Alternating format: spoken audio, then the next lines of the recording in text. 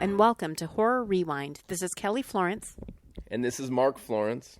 And today we're talking about Escape from New York and Escape from LA. Mark, I have seen both of these movies, and you had seen neither. Correct. I had not seen either of these fine films. Fine films. This is more than I expected. So listen. Full disclosure, I saw Escape from LA before I saw Escape from New York because Bruce Campbell is in Escape from LA, and if you know anything about me, you know I'm a big Bruce Campbell fan. And so I saw this when it came out, and then I went back and watched Escape from New York, the previous movie. So let me tell you about these two films. Escape from New York came out in 1981. It's written, directed, and composed by John Carpenter. The second film, same, but 1996. And Deborah Hill produced both of them. We love Deborah Hill. This first movie is 85% fresh on Rotten Tomatoes. The second movie, do you want to guess, Mark? I'm going to go 64. It was 52. So yeah, you're right. And you know, after watching these back to back, I'm going to agree, although you know I'm partial to Escape from LA because of Bruce Campbell. Now, here we're going to talk about budget for a moment.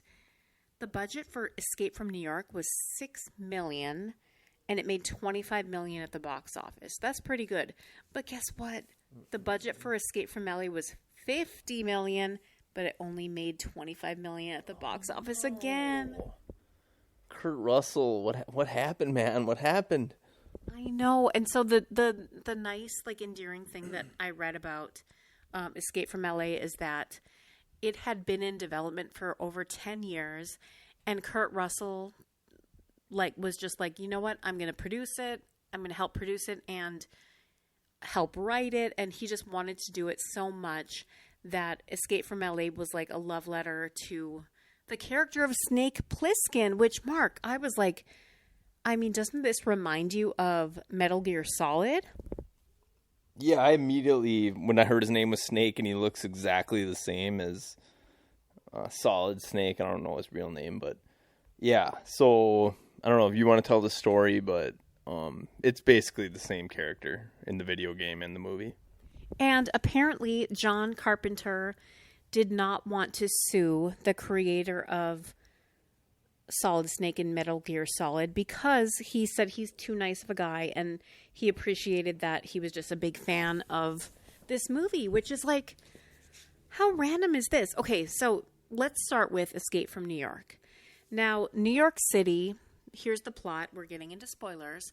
New York City is, the island of Manhattan. It is, or has become, a prison. And I was wondering, like, how did they actually film this? Because could they go into New York and, like, shut down parts? But they didn't. They ended up filming in East St. Louis, Illinois. Because in 1976, a fire destroyed this part of East St. Louis, Illinois, and they would shut off power for hours every night just to do this shoot. And so they had a lot of abandoned buildings, and they made it seem like New York City, but it was just an abandoned city for real. That's really interesting. I didn't know that. Makes sense, though. Maybe Judgment Night was also shot there. I don't know. Well, that's what you kept comparing this to. And, you know, yeah, they said they didn't want to shoot it on a backlot because it wouldn't look real enough. And they couldn't afford to shoot it in New York City for real. And so, yeah, East St. Louis, Illinois. Yeah, it looked real. It looked, post-apocalyptic like it was supposed to. There's just fires and broken down buildings everywhere. So, yeah, good site location. You know, something I love about this movie is that Kurt Russell, he's normally like this lovable character, and he's a total badass in this movie, both these movies, Mark, right? Was this one of his first roles, or do you know? Look it up, please. But he is, I think of him, as I've said before, because we talked about Breakdown recently. I think of him as like this lovable doofus from Overboard, and he like I said, Breakdown. And he's not necessarily a badass. He's sort of like an everyman. But all of a sudden, he is Snake Plissken, and he is like the sought-after go-to guy that they need to recruit to go in and, save the president, who was in a pod on Air Force One and crashed, which is Donald Pleasance, P.S. John Carpenter brought him back. He was Loomis, of course, in Halloween. And he takes this plane, this glider, which is very stealthy, and he landed on the roof of one of the Twin Towers, which is, I was like, oh no, please don't have anything to do with the Twin Towers. And it did, and that's okay, but it felt sort of strange and ironic, right? So yeah, not to change the subject here, but I looked up Kurt Russell. He was a child actor. He must have been. Because his first credit is Dennis the Menace in 1962. And he's also in, what was it, Gilligan's Island in 1965 as Jungle Boy. A lot of Westerns. The Fugitive series in, 1966. So, I mean, yeah, he's really been at this for quite a while. Well, good for him. Now, something I was thinking about as we were watching this first movie is that what a disadvantage he is at, because he has this eye patch, which is like a cool thing for his character. But like you and I, we tried it out last night and we put a hand over one of our eyes, and it's like this peripheral vision thing, it's real, and that affects like how you can see your enemies trying to shoot at you so much. Yeah, but if you don't have the patch, you're not badass Snake, so you need the patch. 100% need the patch. Does Solid Snake have a patch too? I believe he does. I could be wrong on that, but I'm pretty sure he's got a patch. Now, when Snake Plissken is walking through this sort of decrepit building or like old store, his foot goes through a floorboard, and it reminded me of exploring this old house that was on my, on our property growing up. And so here's my story. We lived out in the country. My great grandparents built their house. It was a farm. And then next door on the same road, my grandparents built. And then next to them, it was a long driveway, my parents built. And so the great-grandparents' house, I grew up in my first 3 years of life, but then it was abandoned. And I would go explore that house all the time. Like growing up, I would just go over there and look in every room and whatever. And Mark, even by the time I met you used to explore that house with me, right? Yeah, we went over there a few times, and it's kind of dangerous because everything was falling apart. But yeah, we found some pretty cool old stuff in there, like some old magazines and stuff. So I just think though, wow, I was actually a moron, because how did we not fall through some floorboards and end up in the basement, which was filled with water because it had, flooded by this point? That's so dangerous. Why was I I'll just go and explore the old house? Just bored, nothing to do, and willing to take the risk, I guess, right? Yikes. Now, Isaac Hayes plays the Duke in this movie. He plays the chef on South Park, and R.I.P., he has since passed away, but what an interesting movie and casting choice of all these people who became someone. Who else was in there? What's his name? I have to look it up here. Ernest Borgnine. Yes. And he was just in Basketball, which we just watched. Who else was in it? All sorts of horror actors, and I didn't write everyone down, but if you've seen Escape from New York, that absolutely there's recognizable people. Something else that really struck me about this movie is that the music is simple and effective, but sometimes simple is better. It's just like din din din din din din din din. So yeah, I think the guy who did the Halloween movie and the music in that did this, so it was very similar to those. I felt like. Yes, and it's effective. It was John Carpenter, my love. John Carpenter, yeah, totally. I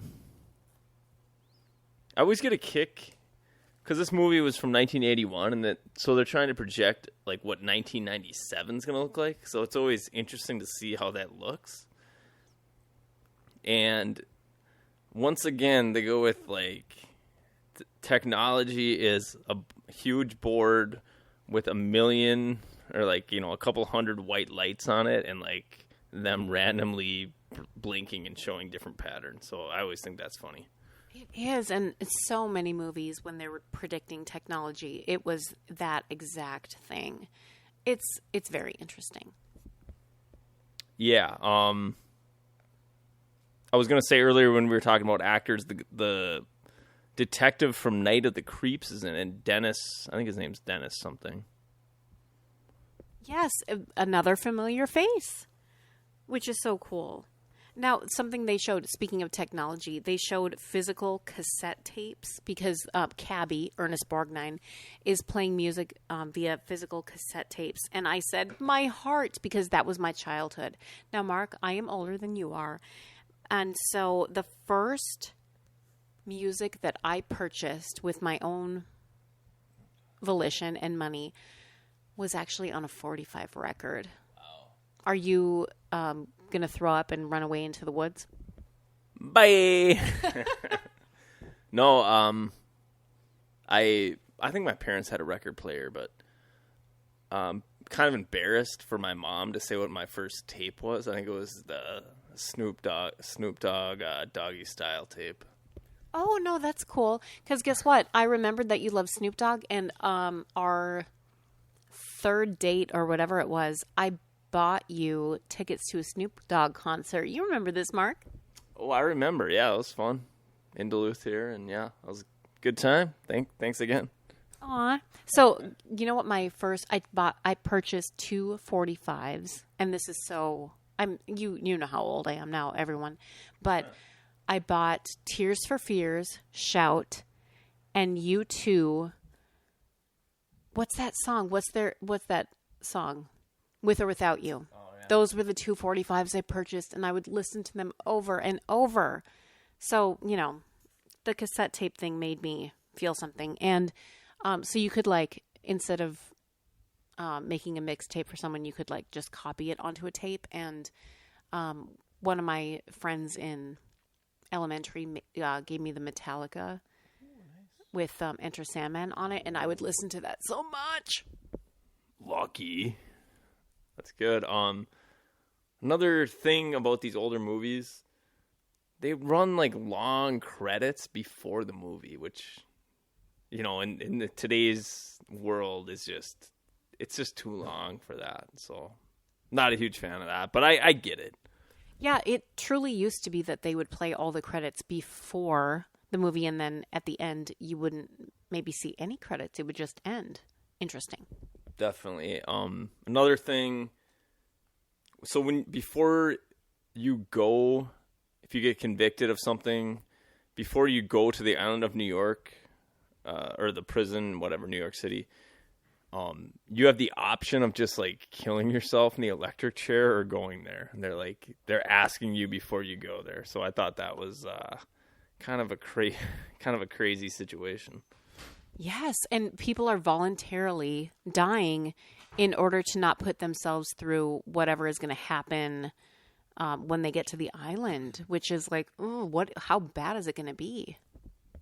And I don't think we talked about this yet, but if what I remember about Australia is correct, that started from an English settlement thing as like a prison for people who broke certain laws in England. So yeah, and of course there were indigenous people there, but yeah, there's that stereotype. Yeah, and they made it like a good positive place for themselves. So it just proves that it's, everything's good. I thought there was good in, you send Snake Plissken in there. And it's funny, he always wants to be called Snake. He never wants to be called Plissken. And then, like, everybody knows this guy. Like, everybody knows the guy. He's infamous as a criminal. Okay, but everyone he runs into in the prison, like, knows him. It's pretty crazy. I appreciate it. And it's fun because then you realize how epic he is. The Duke, who's played by Isaac Hayes, he has this really tricked out car, and he has chandeliers on it and a disco ball inside, which is super cool. I definitely want this car. I don't know how to get it. I don't even know what kind it was, but I thought it was a cool scene when Snake broke into like that station wagon that was kind of like all like secured up, but so it's kind of cool to see like a station wagon being like a badass car. Yes, truly. And Adrienne Barbeau is one of the characters, and Harry Dean Stanton, and he has this crew.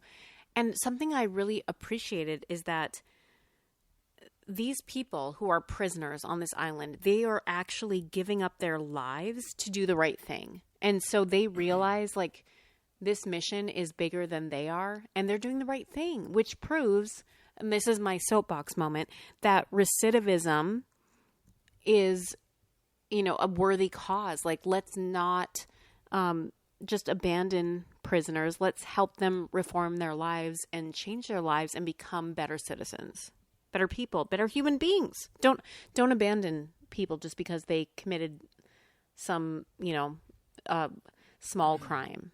There are certain people, who maybe don't deserve to see the light of day, which I would say pedophiles, but that's my personal opinion. Everything you said was 100% correct, and I just applaud you for that. So, good job. Thanks, Mark. What else do you have to say about Escape from New York? I thought it was a cool, like, dynamic. Like, you give Snake the incentive. Like, you have 24 hours to complete this mission. Bring back, was it the president? Whatever the president had, and then, or you just basically die. So he had a clock on him the whole time, and he knew the consequences. So that really made him pick up the pace. Yeah, no, it was good. It was like a good motivation, and exactly a certain amount of time he has to accomplish this. Now, the wrestling scene, you talked about this while we were watching it. Kurt Russell didn't feel safe actually doing this scene. Yeah, so apparently, I was reading that during filming, he was like, I don't feel great about this. And he was a little nervous for his own personal well-being and safety. And when you know that ahead of time, it kind of makes the scene a little bit scarier because it's like, oh no, I know what's about to happen. So that reminds me, I think it was the movie Syriana with George Clooney. He ended up being nominated, maybe he won for Best Supporting Actor for this movie, but we knew ahead of time that in this scene when he is being interrogated and he falls over in his chair, that he actually severed his spine, like his spinal cord, and he said his nose started running, but it was spinal fluid running out of his nose. And I knew that before we saw the movie, remember? And we were just like horrified when we saw that movie in the theater. I remember that. No, yeah. And I mean, if an actor's going to go to like that level, you have to use that take. Like, if you don't use that take in the movie, it's all for nothing. What that was the Joker, right, too? Yeah, the Joker, like Joaquin Phoenix. I mean, there were so many takes where he actually injured himself in Walk the Line, but he dislocated his kneecap or something similar in Joker. And it's like, holy crap, yeah. If you're going that hard, I do not believe in that method acting, but sometimes, yeah, it makes the best take. I agree. Now, they showed a little bit how they brought supplies to the people on the island, and they were doing like food drops and supply drops in Central Park. So I thought that was pretty cool. Yeah, like what a crazy concept. And I realize, like I said, I know this is ridiculous. I said this to Mark before the first movie started. I know it's ridiculous, but just like go along with it and imagine if this actually happened. And what is actually going on? Something that I said to you at one point was like, if this movie was filmed today, I think they would have made Kurt Russell work out more. And then because, like I've read the stories about Chris Hemsworth and Chris Pratt and like Chris Evans, all the Chris's who are these superheroes, and they make them work out a ton and do dehydrate themselves in order to make those abs pop and veins pop. And I'm like, I think Kurt Russell's arms just look average. But then something happened, and I was like, he ended up flexing, and I'm like, oh, actually, he's ripped. Then all you could talk about the rest of the movie is how ripped he was. So, but also, like, P.S., he took off his shirt, and he has this really terrible snake tattoo. It's better in the second movie, which we will get to, but his abs and chest aren't as ripped as, like, current day standards for a superhero, quote unquote. I think they go too far now to be ripped, and then they set an unrealistic expectation for guys like myself to try to aspire to. So I applaud Kurt Russell circa 1981 for more of a realistic but still pretty ripped. Yeah, no, truly. And this is what women have been fighting for decades, because honestly, like, everyone has big boobs, a tiny waist and all of that. And, yes, we want more representation of all body types. That's why Hopper on Stranger Things with the quote unquote dad bod is like goals. Because guess what? You don't have to have like ripped abs and whatever to be sexy. Hopper is my hero, so... Says the guy who is literally 6'4" and like ripped AF. Well, you said it, I didn't. Oh, so. Boy! What else do you have to say about Escape from New York? So the president, Donald Pleasance, mm-hmm. Actually is the one who ends up shooting Duke on the bridge at the end. I thought that was pretty cool. Well, that's good. And it gives him agency and some power because he hasn't had it. He's been a prisoner this whole time. Yep, and then of course at the end, Snake did not give them the real tape, and this will come into play in the next movie as well. Yep, he was supposed to give them the tape, and then you see him walking away and shredding it, and it has something to do with China and Russia and nuclear codes. We weren't exactly sure, but it doesn't even matter. Yeah, it's like one of those things where they have to be, competing for something. So that was the thing. But it was more about the action. A lot of cool, like, car chases and stuff. I like the scene where he was, like, being chased through, like, all those, like, crappy buildings. And he kept breaking windows and, like, climbing out. I thought that was really good. Yeah, no, it's good. So let's move on to Escape from LA. We want to rank. Well, let's rank them both at the end. Oh.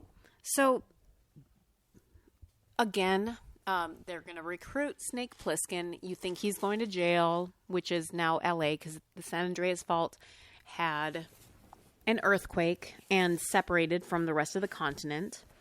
There is a new president who is problematic because he's super conservative Christian, and somehow through all of this business, he declares himself president for life until he dies, which, is basically a dictator.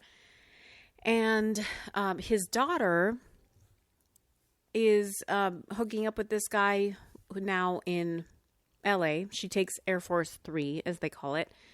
She has a black box which has the capacity to shut down the globe with technology.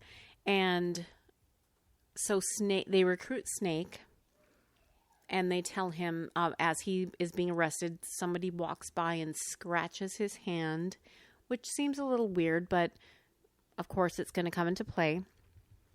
They tell him, we need you to go in, kill the president's daughter, and bring back this black box. And so those are his duties. And he's like, why would I ever do this? And they're like, oh, guess what? Because we already infected you with this virus, which you're going to get a fever, you're going to start coughing, you're going to get body aches, and then you're going to die. And the time limit for this is so much less than the last movie. It's like, holy crap, he's got a lot to accomplish in a short period of time. When he gets arrested, we see that everyone, again, has the choice of death before going to the island. It's electrocution. And I recently wrote, and you'll see it coming out in October of this year, I wrote about public executions throughout history, and it is fascinating. So I had to step away from writing the chapter a few times because I was like, holy crap, humans did this to other humans throughout time. And yeah, they did. So yeah, it was even worse in this movie. It wasn't just criminals. It was people of various religious beliefs, like kids who had run away, or like young. There was they were showing all these people going to the island who were like kids. Atheists. One character in the movie says she is there because she was a Muslim in South Dakota. Yeah. So yeah, I mean, it really sounds like from 1997 to 2013 in this fictitious world, man, the United States really took a very dark turn. Yes, truly. And it's just like, it reminded me of The Handmaid's Tale because, in that book and now series, it's just this super conservative Christian viewpoint. And if you don't agree with this, then you're wrong. And here you go. And so this is sort of like, where they sent some people to those like toxic radiation wastelands. And at the end, near the end of the movie, they talked about all the stuff that America didn't allow now because he asked for a cigarette or something. It's like no smoking, no drinking, no women unless you're married, no what else was there? I thought there was another one. Oh, no red meat. That's one that got me. Yeah, I know, because I said I think that's probably going a bit too far because I feel like conservatives are all about the red meat and like hunting. You need at least, if you're not going to have all those other things, you need red meat, in my opinion. But. Probably. So this is funny, and I think we've probably talked about this before, but I'm a vegetarian, and Mark and our kids are not. But you know what? It all works out. Like, if we can live together and be happy, like anybody can, right? Yeah, I mean, we're not like affecting each other too much. Like when I tell people that you're a vegetarian, they're like, "Oh, do you ever get to eat meat?" I'm like, "Yeah, I probably eat the same amount as I would." So, and Kelly's a great cook, so she always makes us food. So, thanks, Kelly. So here's a shout out to Gordon Ramsay because I am obsessed and I cook all the meat. So maybe this makes me a hypocrite, but I never get to taste it. But you tell me if it's good or not. And yeah, like I know how to season meat and cook it. Sorry, but I won't eat it. Sorry. Yeah, Kelly made us some delicious chicken this evening. So thanks, Kelly. That was good. You're welcome. Okay, so a couple things in the beginning of the movie. They overestimate. Okay, so sorry, but, I know the budget is bigger in this movie. It was a $50 million budget compared to $6 million. But 1996, CGI is kind of cheesy. And they overestimate how much I want to see how a submarine works. I don't need that scene at all. Just Kurt Russell get there on the submarine. I don't need to see how it works. But how did you feel about that? So I'm going to quote Jeff Goldblum. They got so preoccupied if they could, they didn't stop to think if they should. So I think CGI was kind of new back in this day, and they just felt like they had to use it a ton. And it probably was like just sweet back then. But yeah, what did they use it for? The tsunami scene at the beginning, which is still pretty cool, and like the earthquake scene. The submarine scene wasn't too good, and there's a few other scenes later in the movie with the hang glider and the surfing we'll talk about later. But you know, I respect like the attempt with the CGI, but you know, it was kind of Sharknado-esque. Yes, that's what I kept comparing it to, is Sharknado. And I enjoy Sharknado. But this movie is not trying to be Sharknado. It's trying to actually be sweet. And so, you know, I just feel bad for it because obviously I love it. And I've seen it too many times because Bruce Campbell is in it. And there was actually a scene when he's driving the submarine to the island where a huge shark tries to bite his submarine. So, pretty cool.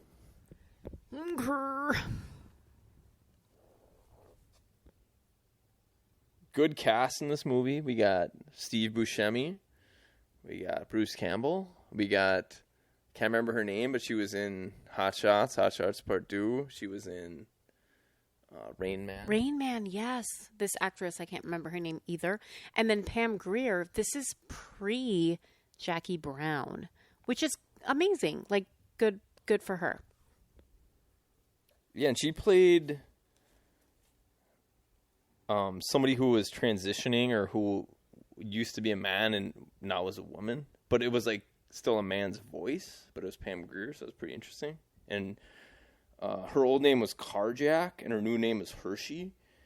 And Snake kept calling her Carjack, and she's like, "No, my name's Hershey." So I thought that was kind of interesting with how different that was shown versus how it would be today. Exactly. Like if Snake was actually progressive, he would call her by her preferred pronouns and preferred name. And also, like I said, okay, why do they have her have a male voice, but maybe she doesn't have access to the drugs that she needs in order to fully transition? So I don't know, you know. It's 1996. Like I give them credit for, you know, being progressive as they were. Agree, yeah. There's not, you know, there's very little access to even food or anything on the island of Los Angeles, so probably not the hormones and stuff. But like we talked about a little bit earlier, so this was 1996, trying to project what 2013 was going to be like, and it was a little bit maybe closer. But so they had this thing that kind of looked like a phone. I was like, oh, this is pretty cool. But then they put this like tiny like CD looking disc in there, which was probably like the size of a little washer or something. So that was pretty cool, I thought.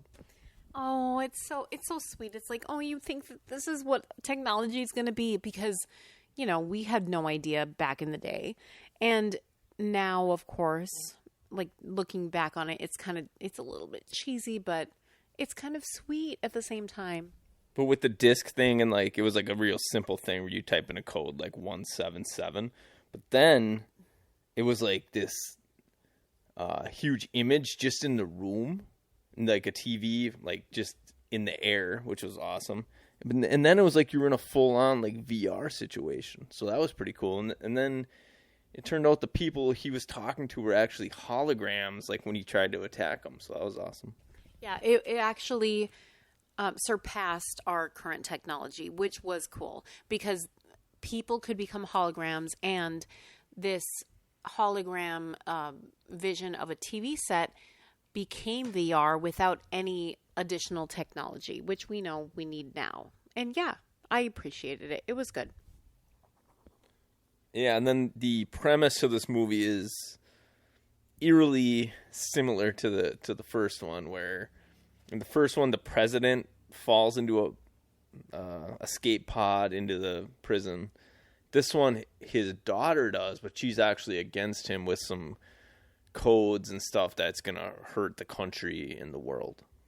Yep. So she's in the pod. She hooks up with this guy Cuervo, and they are ready to take on the president and fight him. Kurt Russell is sent in to not rescue her, rescue the black box and kill the kill the daughter. Now, I'm going to ask you, they totally restyle him before he goes in with this all leather black outfit. What do you think of that? You know what? It actually worked for me. And I was saying to you, Mark, I'm like, do you think someone's kink in this world is Kurt Russell in all leather? And then I paused before you even answered, and I said, I think that's his kink, because he produced it, he co-wrote it, he's starring in it. I think that's what he likes to do. But why would you ask that question? Like, I feel like you're obsessed with Kurt Russell all of a sudden. No, I'm not. I'm sorry. I know. I love Kurt Russell, but I'm not attracted to him, like, sexually. Okay. So, I'm just full disclosure. Well, I'm sure Goldie will be happy to hear that.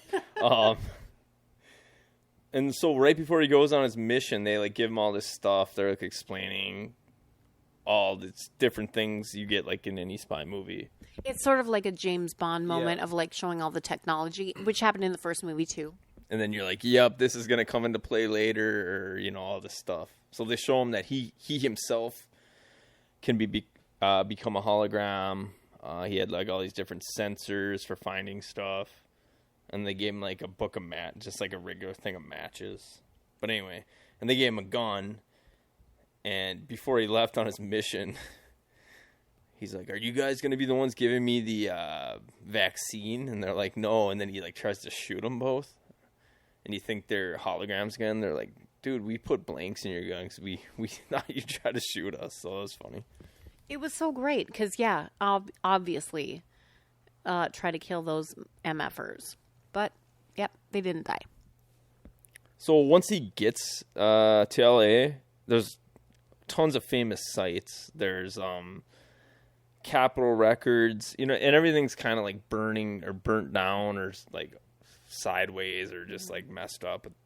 Capitol Records was on the ground. The Hollywood sign, they're like on the main street in Hollywood with like the Grauman's Chinese Theater and all that, but everything's just different. Everything's burning. I think he comes out on Mulholland Drive.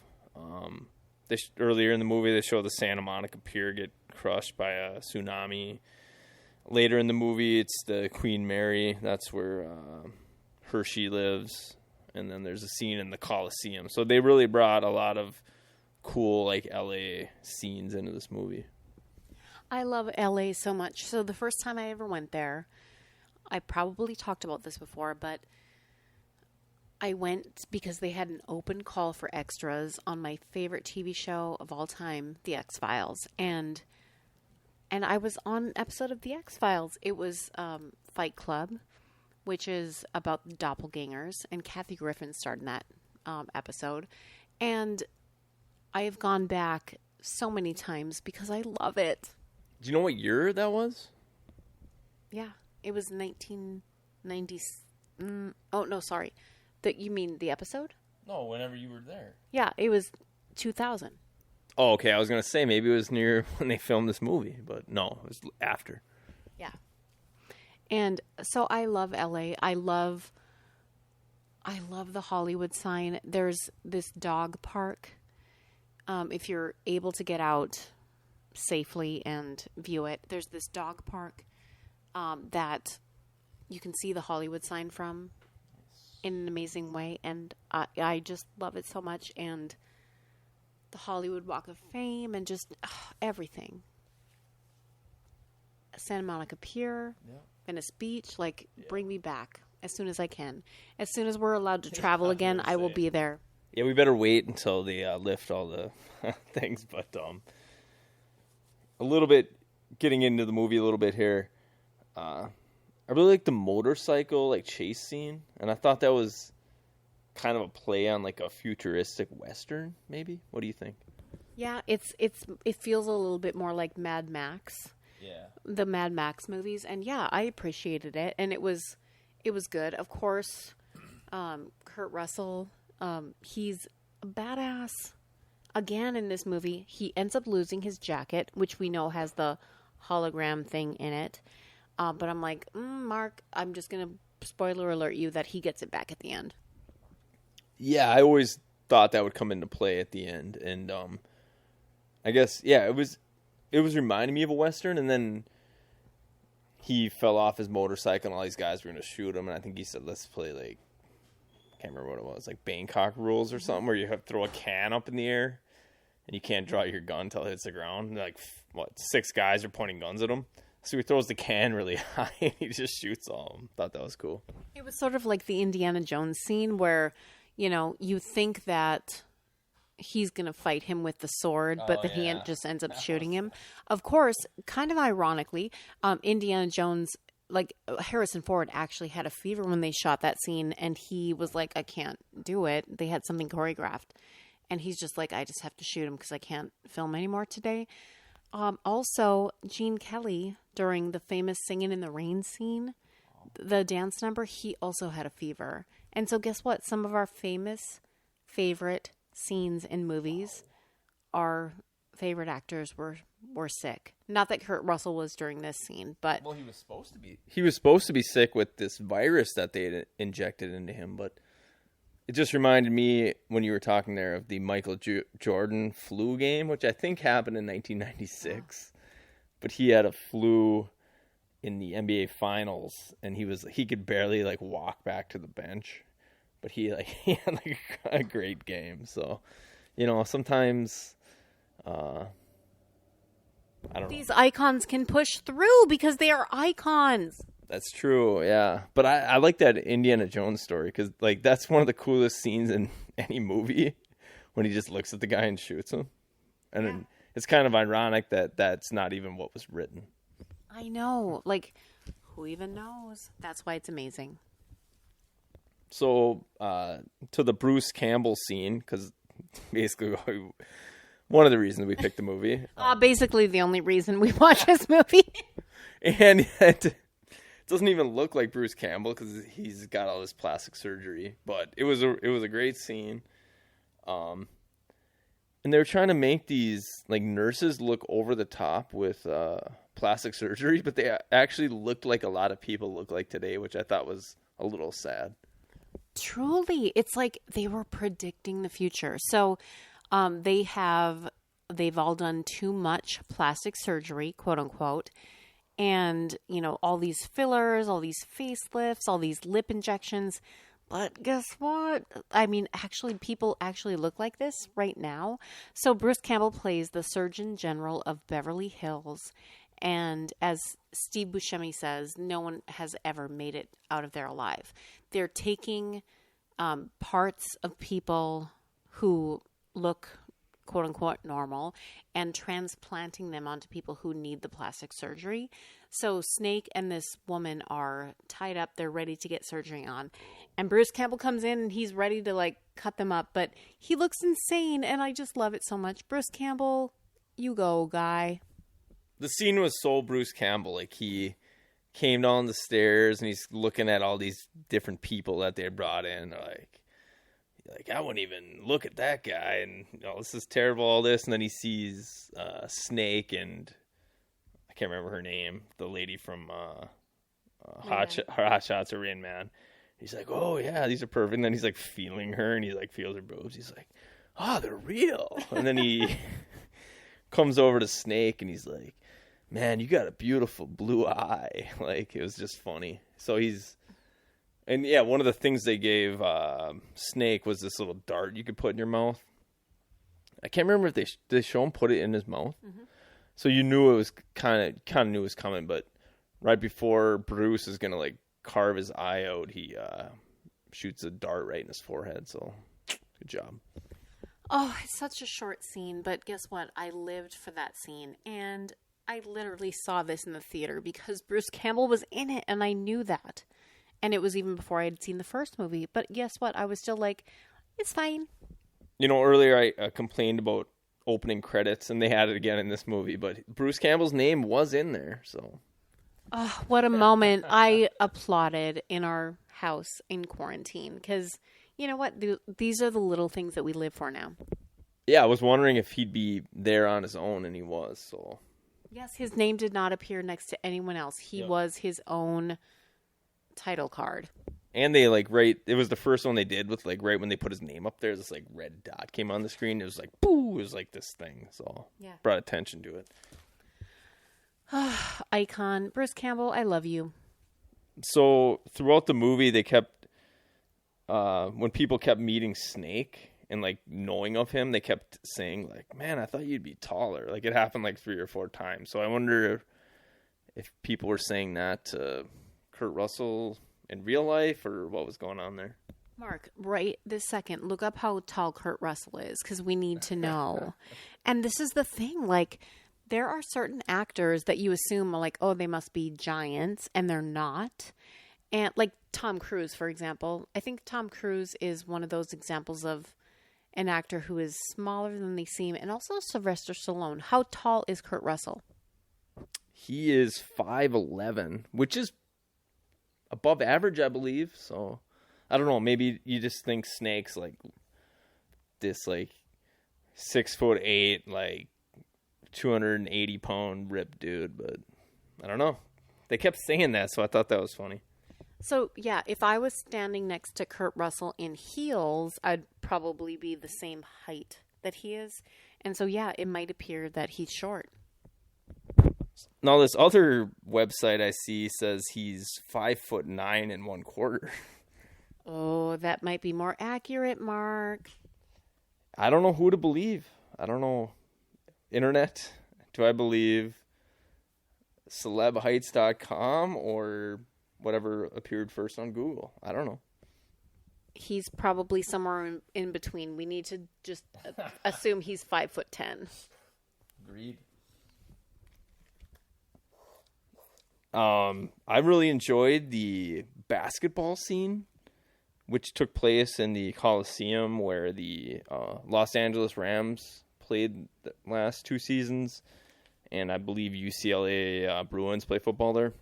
Now, this scene, he is forced, like, instead of a gladiator scene where you need to, like, fight some to the death, he needs to make all of these shots within 10 seconds from one basket to the other, and it's, you know, basically like, are you able to play basketball? It kind of reminded me of basketball, which is ironic because we just watched that. I mean, maybe it's nothing like that, but how good are you at shooting baskets, Mark? And could you accomplish this goal?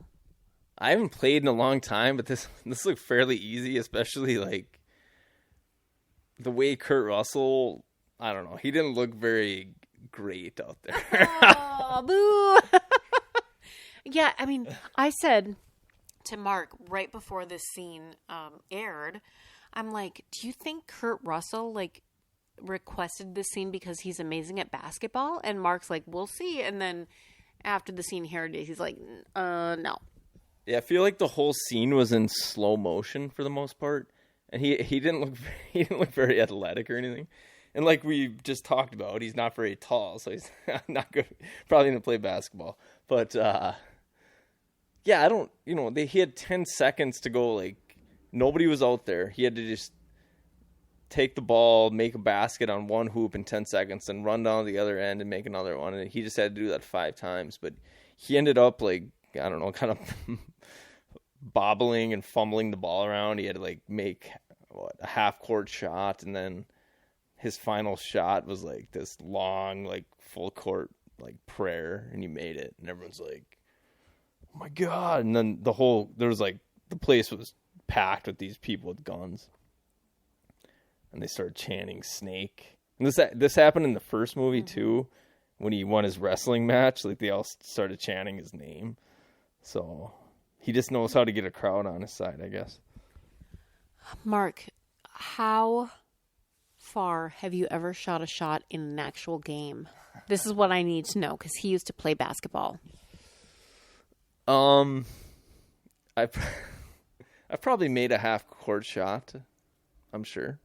Are you kidding me right now? You are basically like Snake. You're Snake. I'm better than Snake though, because there's actually people trying to stop me on the court. Oh, boo! So the other thing I want to bring up is that when you played basketball, I can't remember what grade you were in, but you ended up hitting a wall and having a seizure. I think I was in 7th grade when that happened. I was in a basketball practice, And all I remember was we were having like a scrimmage, and I got a steal, and I was going in for a layup, and I guess this kid on my team like fouled me, and I like ran head first into a wall, and there wasn't a pad. There's usually like a pad behind a basket, but there wasn't for whatever reason. And I just like crushed my head on the wall, and like I was on the ground like convulsing, and everybody thought I was joking around, but I wasn't. So This is a typical like the boy who cried wolf thing, because everyone thought you were faking it because you must have had that sort of personality. yeah, I had the jokester kind of persona. So yeah, no, nobody believed me. So I guess I woke up and they were like asking me, my name, my address, and just to see where I was at. And I mean, yeah, that was pre like concussion type stuff.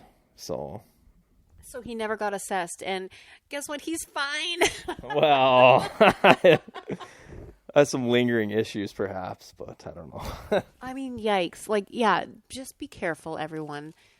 Don't get a concussion. Yeah, if you're going to play sports, be safe. Make sure there's a pad behind there. Or wear a helmet when you play basketball. Just kidding. Don't do that. I mean, maybe that's the future. We don't even know. So, once again in this movie, Snake gets shot in the leg. So he's kind of like maimed, but he can still function. I don't know that I could function if I got shot in the leg, but, we'll go with it because he's a soldier and he's hardcore. And then if you ever get shot in the leg, what would you probably do 5 to 10 minutes later? Go surfing, because this is what he does. He sees Peter Fonda, who's like this surf bum guy. And he's like, everybody went over here for the big party, but I'm staying here to catch this huge... Because throughout the movie, there's like aftershocks from this big earthquake, like all the time. So somehow he knew this huge wave was coming in. So or Snake, who had never really surfed before, decides the first time he surfs is going to be this huge wave. Somehow he gets up and he's actually surfing down, I don't even know what it is, some canal or something, next to Steve Buscemi, who's driving in a car. And this is all CGI, like the wave thing. And some of it looked kind of like one of those wave machines, maybe. But anyway. So he's literally surfing this huge wave next to Steve Buscemi, and they make eye contact. So what do you think about the scene, Kelly? Oh, Mark, why do you make me talk about this? I know it's cheesy AF, and, I forgive it because I know Kurt Russell, co-wrote this, and he invested in it, and he literally made this movie because he wanted to play Snake Plissken again. And so, my heart, and Bruce Campbell's in it. So I'm going to forgive it. But yes, it's cheesy AF. And somehow he rides the wave into Steve Buscemi's convertible. I know it's cheesy. I mean, let's just go with it. No, I mean, it was cool. I get it. We're not supposed to believe everything. But that was just so over the top. I think that was kind of like the times. Yeah. Over the top action, when they came in on the hang gliders later in the movie. But maybe now it's more, like you were saying while we were watching, John Wick type stuff, where it's a little bit more realistic. Yeah, I feel like action movies now, the latest Mission Impossible and John Wick, they feel a little bit more organic in the action sequences, whereas some of the Terminator movies, the sequels, and this movie, of course, just feel like, oh, I have this cool idea for a scene, let's figure it out. Yeah, and now that they have the CGI and everybody uses it, maybe they're back to hey, maybe we should just do stuff for real. Maybe that would be cool. I don't know. Truly, yes, I agree. So later they show the 64 Impalas with the hydraulics. That was popular during the time where they come up off the ground. I know, they're all bumping, and it's okay. I mean, people apparently do that, but I don't know. I don't get it. And whatever. And then later they're leaving in a helicopter, and we were just talking. Have we ever ridden in helicopters? I have not, and I will not post Kobe. But Mark, have you? I don't. I feel like I may have, when I was younger.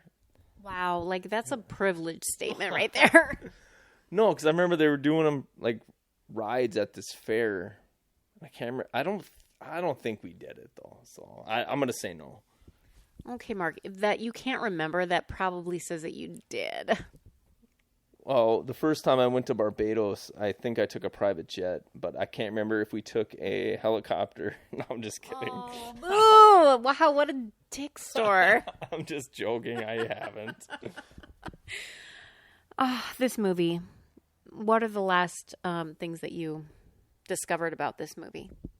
So they told Snake he had 8 or 9 hours to do this mission, and they hit him with this terrible virus. And he was kind of like starting to show symptoms during the thing, but in the end, it turned out they just like shot him up with some flu thing. So they were just tricking him the whole time. So he wasn't actually going to die. And guess what? Hershey, gave him the heads up about this. She's like, no, actually, you're not going to die from this. And so he trusted her and he believed it. And he ends up using the hologram thing at the very end, in order to save humanity, which is like, did he save humanity or not? I think he did. He lets like all the technology and electronic stuff shut off. And so it's sort of a restart for the planet. Yeah, once again, he does not give them the real information. It was a pretty cool scene at the end where he comes in with the helicopter. He gives the fake one to the president's daughter. And he has the real one, but they find her. They take it from her, but it's actually Steve Buscemi's map to the stars, like disc. So that was pretty funny. But then Snake's sitting there, so they're like, okay, shoot him. And they shoot him. He's still standing there. And he pulled the old hologram trick on him. We knew it was going to come back into play, and it did. It was great. So listen, Mark, we need to rank both of these movies on a scale of 0 to 10. I was going to say quick on the Steve Buscemi character. So in the beginning, you think he's just an average guy, and then it turns out he's working for Cuervo, but then he helps everybody. He helps Snake, and then he ends up shooting Cuervo. He kills Cuervo, so that's pretty cool. Yeah, a character growth. So listen, 0 to 10. 0 being you hated it, 10 being it's a perfect movie. Let's just use the snake tattoo, which sucked in the first movie and which was okay in the second movie. Is that okay with you? Definitely, yep. How, on a scale of 0 to 10, how many do you give Escape from New York, and how many do you give Escape from LA? I'm going to give Escape from New York an 8. 8 snake tattoos. Not the nice snake tattoo, but the one from that movie. So that'll be an 8. And then Escape from LA, I'm going to have to give it a 6. But nicer tattoos. And Mark, I am a similar route. I'm giving Escape from New York 7 snake tattoos and Escape from LA 5 snake tattoos. And I feel a little bit guilty about it because Bruce Campbell's in that one, but I feel what I feel at this moment, and I think that's okay. Mm-hmm. But guess what? They were still both entertaining, and we had a good time. Yeah, definitely. It's always fun to watch older movies and see how they try to think the world will be in a certain time when we know how it was. And it's kind of ironic that the one from 81 we liked better, even though they were way further off with the technology. But yeah, I just felt like maybe the lack of CGI in the first one made it better with all the action stuff. But Escape from LA was still good and entertaining, so I would still recommend giving it a watch. Yeah, I would definitely check out both. And yes, those practical effects, like I am standing by them to this day because CGI sometimes, or a lot of the time, is so cheesy. And like someone said, I can't believe the CGI in Jurassic Park, and then someone else responded, this is on a Tumblr post, that actually most of the effects in Jurassic Park are practical, and they actually built like robotic dinosaurs, and that's why it holds. Yeah, so I think when you can sense that it's CGI, it totally takes you out of the movie. So, like, really good CGI, like in all these Avengers movies and all that, in like Iron Man and stuff, like that does not take you out of the movie. But when it like Sharknadoes you out of the movie, it takes away from it. Oh, I agree. So, listen, Rewinders, tell us what you're watching. We need stuff to watch constantly. Tell us what you recommend, and new horror or old horror, and we will check it out.